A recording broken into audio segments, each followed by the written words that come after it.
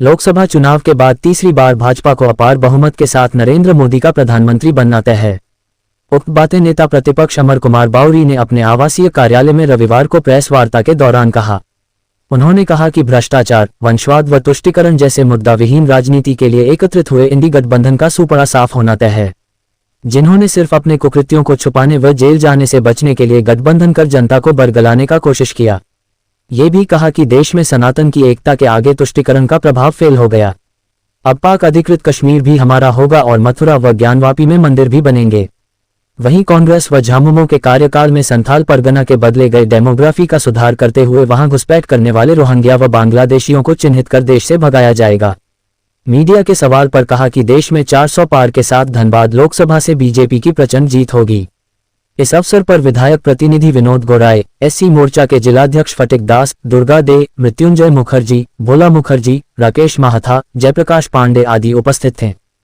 लोकसभा के लिए आम चुनाव संपन्न हो गया। 4 तारीख को जनता का जनमत का परिणाम सबके सामने आएगा। भारतीय जनता पार्टी के नेता, विश्व के सर्वाधिक लोकप्रिय नेता और 1 अरब 40 करोड़ जनता के लाडले प्रधानमंत्री नरेंद्र भाई मोदी जी के नेतृत्व में भारतीय जनता पार्टी एनडीए गठबंधन 400 के पार के नारे के साथ मैदान में उतरी थी। और जैसा आप सब लोगों ने देखा है, जो चुनाव के बाद का जो सर्वे और जो एग्जिट पोल का जो रिपोर्ट वो साफ दर्शा रहा है कि भारतीय जनता पार्टी 400 के पार जीत रही है एनडीए के नेतृत्व में। और झारखंड में भी हम लोग 14 की 14 सीटें जीतेंगे।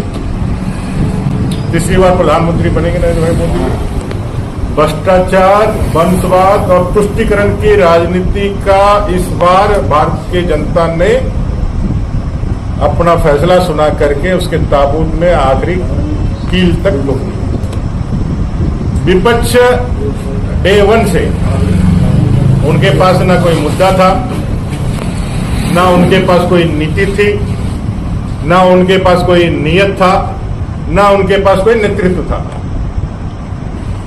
उनके पास कोई विजन नहीं, कोई दृष्टि नहीं, कोई दृष्टिकोण नहीं, उनके पास कोई संगठन नहीं, उनका कोई नेता नहीं, उनका कोई नेतृत्व नहीं। वो सिर्फ और सिर्फ मोदी जी के और देश के बढ़ते कदम को रोकने के लिए चुनाव लड़ रहे थे। भ्रष्टाचारियों का एक गठबंधन था जो जेल जाने से बचना चाहता था, जो चाहता था वे किसी भी कारण से मोदी जी को हरा दे तो जेल जाना नहीं पड़े। भारतीय जनता पार्टी के नेतृत्व में देश ने उन सारे भ्रष्टाचारियों के षड्यंत्र को खत्म किया। एक तरफ वो थे और एक तरफ हम थे, भारतीय जनता पार्टी, जिसके पास नेतृत्व भी था नरेंद्र भाई मोदी जी का, नेता भी था, विजन भी था 2047 के विकसित भारत बनाने का। और उस संकल्प को सिद्ध करने के लिए विश्व की सबसे बड़ी पार्टी संगठन के रूप में भारतीय जनता पार्टी भी। हम एक संगठन के नेतृत्व साथ लेकर के, एक नेतृत्व को साथ लेकर के, एक लक्ष्य को साथ लेकर के, एक विकसित भारत के संकल्प को लेकर के मैदान में थे। वहीं वो सिर्फ और सिर्फ वंशवाद, तुष्टीकरण और भ्रष्टाचार को बचाने के लिए और उसको आगे बढ़ाने के लिए देश की जनता ने देश की आजादी के बाद तीसरी बार पूर्ण बहुमत की सरकार, गैर कांग्रेसी सरकार को चुना है। रिजल्ट आ जाएगा, लेकिन रिजल्ट सिर्फ औपचारिकता है। देश के यशस्वी प्रधानमंत्री तीसरी बार प्रधानमंत्री बनेंगे। और जैसा कि हम सब लोगों ने कहा है, देश आगे बढ़ा है, आगे बढ़ता रहेगा। सनातन का ताकत पूरे विश्व ने देखा है। पीओके भी अब हमारा हिस्सा होगा। मथुरा भी हमारे भव्य मंदिर का निर्माण होगा।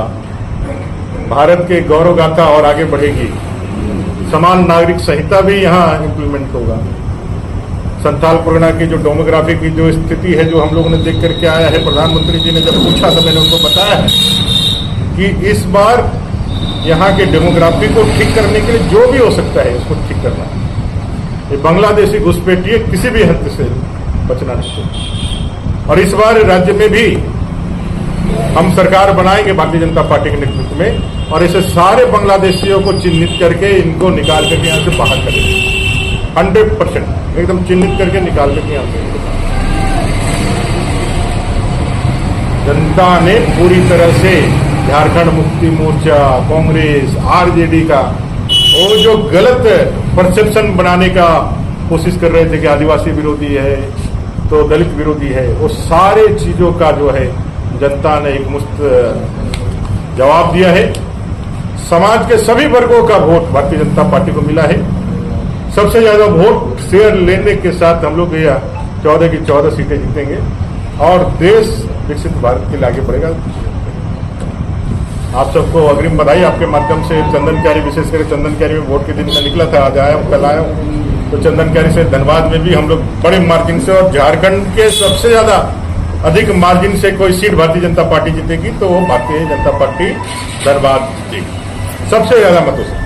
कांग्रेस के राष्ट्रीय अध्यक्ष कल तक दावा बना रही 295 सीट, वो जब तक वहां नहीं आएगा, अभी तक तो दावा बना रहे नहीं जीतेगा। और जैसे ही वोट की गिनती चालू होगी और रोना लोना चल गई, ईवीएम हैक हो गया, ईवीएम हैक हो गया, ईवीएम हैक हो गया। अब इसके बाद वहां तक जाएंगे, धीरे धीरे वहां तक जाएंगे। अभी तो रोना चालू हुआ है।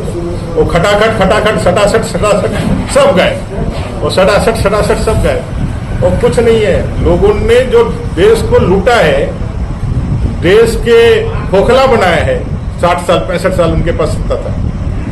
अभी बोल रहे हैं ये कर देंगे वो कर देंगे, जब सत्ता था तब कहीं नहीं कर रहे थे। अब पछतावे का हो जब चिड़िया चुग गई थी।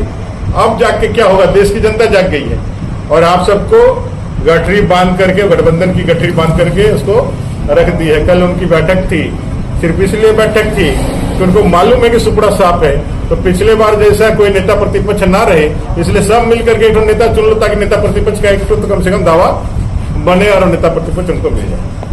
कांग्रेस मुक्त भारत भी होगा। तुष्टिकरण की राजनीति इस पूरे देश के लिए सबसे बड़ा खतरा है, सबसे बड़ा खतरा भी देश के लिए ये तुष्टिकरण की राजनीति है। इससे देश की संप्रभुता पे भी खतरा है, देश की अखंडता पे भी खतरा है और सामाजिक समरसता पे भी खतरा है।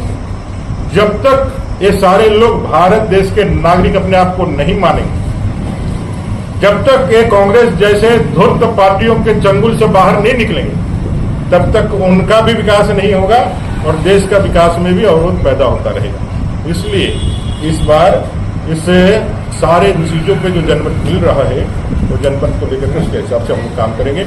इस बार 100% विजय के साथ एक नए भारत के निर्माण के लिए देश आगे बढ़ेगा। 2047 में देश विकसित भारत बनेगा, तीसरा विश्व का सबसे बड़ा अर्थव्यवस्था भी बनेगा, सामरिक सामर्थ्य भी हमारा आगे बढ़ेगा, तेज गति से प्रति व्यक्ति के जीवन में उत्थान का भी काम होगा। जो घर छूट गए थे, प्रधानमंत्री जी ने कहा है कि वो घर मैं बना के दूंगा। 4 जून के बाद जैसे ही शपथ होगा 3 करोड़ नए घरों का